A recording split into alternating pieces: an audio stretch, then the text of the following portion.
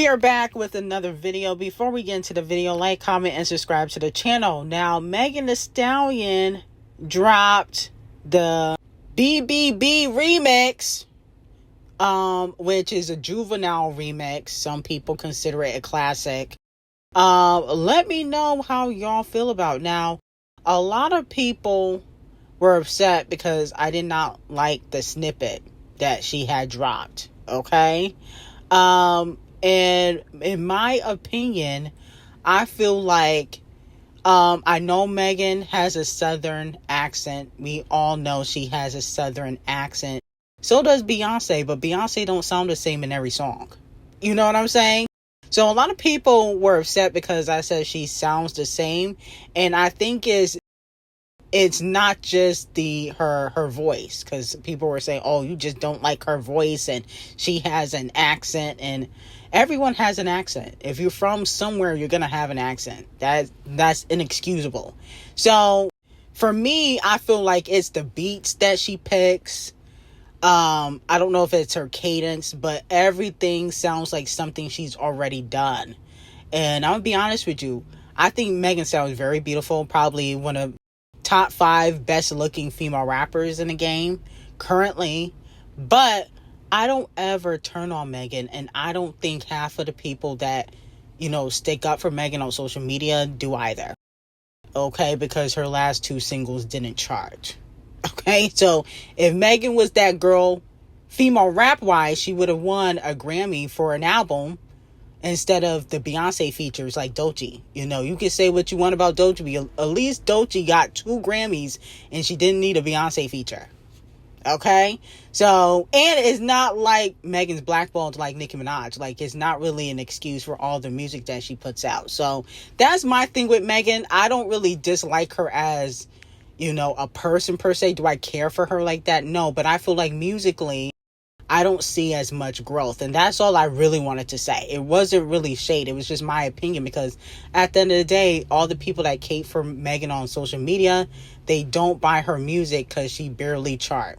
That's all I wanted to say. Now, as for the remix itself, the BBB remix with Juvenile, it sounds like something she's done with the baby, or, when she used to work with Juicy J. That's what it gives. It gives like something I've heard before that she worked with, with the baby, or,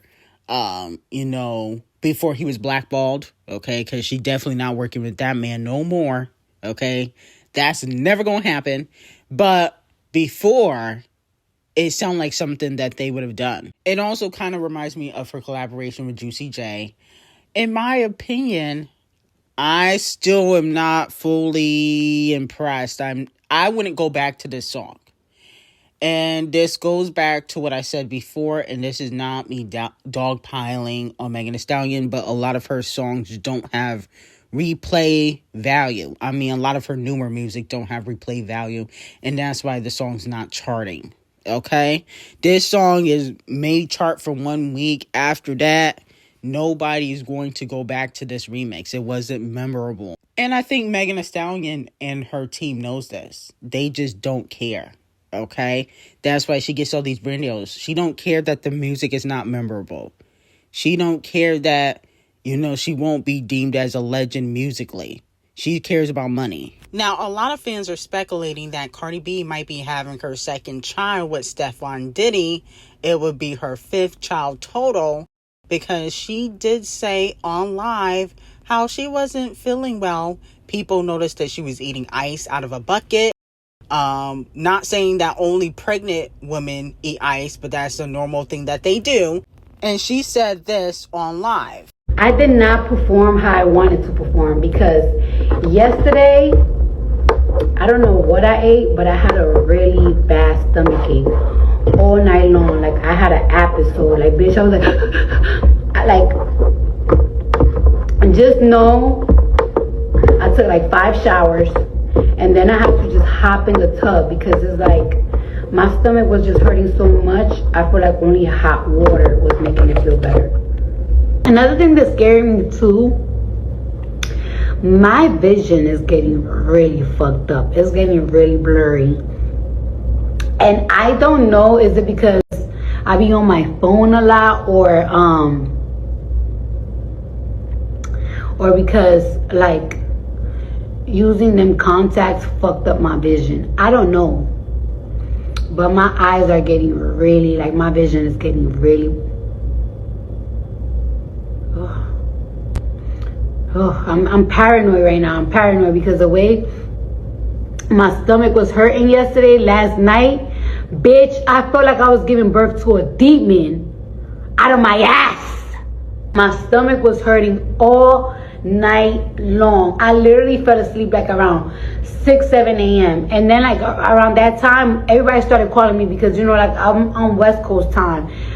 Bitch, when I fucking told you, I was miserable, bitch. So let me know how y'all feel about it. Do you guys think her and Stefon Diddy are having another baby? I honestly wouldn't be shocked. And you know they don't use protection, so I really wouldn't be shocked. Okay? So congratulations to Cardi B if she is. It sounded like she had a stomach ache. You know, she might have ate something. That's what it sounded like. But it also could be possibly she might be pregnant. That could be why she's not performing as well as she should. But she didn't really give her body enough time to really heal after pregnancy. And, you know, she just went right into rehearsals. So maybe it's time to give that body a rest. But she did also mention that she will be heading back to the surgery table to get some butt shots removed. Moving on from that, Megan Thee Stallion will be headed to Broadway.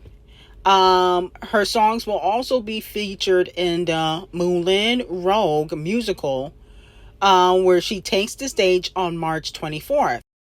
They said, we want our show to go out with a spectacular bang, and Megan is the force of nature to lead us there. And yes, there will be a hint of music from her own iconic catalog. It's unmissable moment for both Megan's fans and ours. Okay, so Megan is heading to Broadway. Let me know if you guys will be buying your tickets to see Megan Thee Stallion. I'm probably not going to go see this. But if you do go see it, let me know if you guys feel like this could be another niche for, Megan Thee Stallion. And if you think she possibly would be able to win like some sort of Tony. Okay. Now, unfortunately, the California Supreme Court has rejected Tory Lanez's request that they reviewed his conviction and 10-year sentence for shooting Megan Thee Stallion. So it looks like, unfortunately, Tory still won't be getting out of jail anytime soon. Let me know how y'all feel about that. The Queen is back. Bow down. Okay? Rihanna put out a little day in the life of what she was doing, because I guess she was tired of the fans calling her lazy and saying that she needs to put out music. I wasn't one of those people. I might have said she was lazy. It could have been me, but I haven't said she was lazy in a long time. So, kudos to me. But the point of the matter is, she posted that she was in the studio, okay, recording some music. Now, hopefully it's not for the Smurfs 2 soundtrack, because the first one was terrible.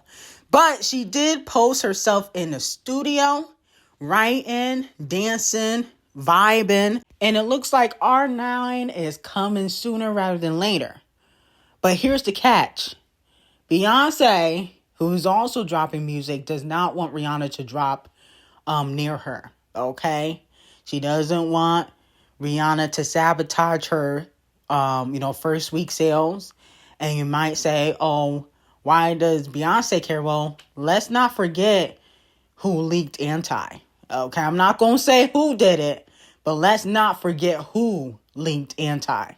And that could happen again if she tries to drop close to Beyonce. Because remember, Formation and Anti dropped like a week or two apart. Okay?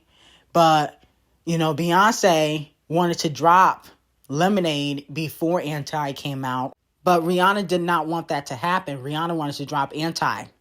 Okay? And then, it magically got linked. So with that being said, Beyonce believes that Rihanna, if she make a really good comeback, like push a single, put out a music video, put out a whole album, she's doing at least 300,000 first week. At least. She definitely may do more than that, but she's at least doing 300,000. So that's usually what Beyonce does first week. But the thing is, right now, Beyonce and Camel Face have been getting dragged. So they don't need any competition. Okay, Rihanna would be her biggest competition. The other pop stars, she's not really worried about them. But Rihanna would be her biggest competition because Rihanna hasn't put out music in like 10 years. So let me know how y'all feel about it. I hope Rihanna goes on a tour. Okay? That's what we really need. And not just in London. A world tour with Riri. That would be fire. Now, moving on from that, it looks like M0N0N from Katseye could possibly get blackballed. Okay? Now, Hype has allegedly banned the name M0N0N from Katseye community on Reverse. The same thing allegedly happened with Danielle from New Jeans after Hype kicked her out of the group. Yikes. Wow. Now, it also has been reported that Katseye fans are sharing a petition urging Netflix to remove Pop Star Academy Katseye, arguing the docu-series is continuing to shape negative narratives about the group.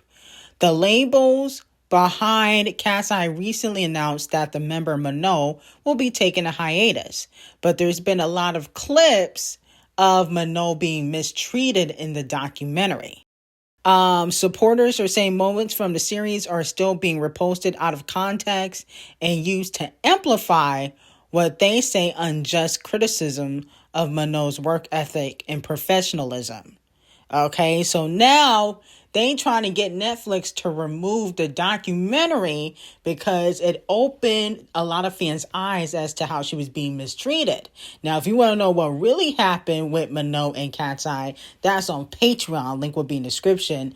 But I feel as though Netflix should keep the documentary up, just like they gonna keep the documentary of Tyra Banks, mistreating a lot of the models that were competing in America's Next Top Model show. If Tyra Banks can get exposed, so can Katseye. I don't feel like it's fair because, a lot of people are being aware of what was happening behind the scenes. Now people want documentaries to get removed. Nope. If Tyra can get exposed, so can y'all. Y'all not gatekeepers. Y'all not the Carters. And even they are getting exposed. So y'all need to pipe down and take accountability. I think a lot of them didn't realize that M0N0N has her own secret fan base, and allegedly Hype is trying to prevent M0N0N from going solo. They don't want her to go solo, so allegedly they're trying to pull a lot of strings behind the scenes. So let me know how y'all feel about it and whose side y'all on. Are y'all on M0N0N's side or Katseye side? Now, moving on from that, Pink clapped back at People's Magazine, or peoples.com, whatever you want to call it, and TMZ for lying and saying that she was going through a divorce. This is what Queen Pink had to say. I was just alerted to the fact that I'm separated from my husband. I didn't know. Thank you, People Magazine. Thank you, Us Weekly.